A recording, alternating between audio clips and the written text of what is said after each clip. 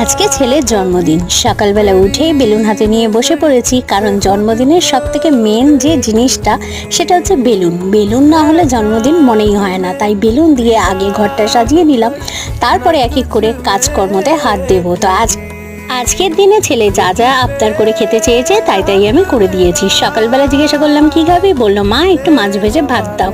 তো দেখো মাছ ভাজা দিয়ে, মাছের তেল দিয়ে, কাঁচা লঙ্কা দিয়ে ভাত দিয়ে দিচ্ছি।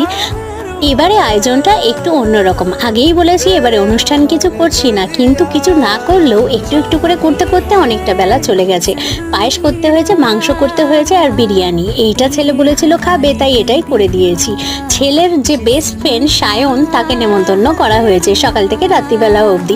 এবার চলে আসলাম সন্ধেবেলা। সকালবেলা কেকটা সামনে দিয়েছিলাম ঠিকই, কিন্তু কেকটা কাটা হয়নি। কেকটা সন্ধেবেলায় কাটবো বলেছিলাম। তো কেকটা চলো দেখিয়ে দিই তোমাদেরকে। কেকটা কিন্তু খুব ভালো ছিল। আর এইটা হচ্ছে ছেলের 14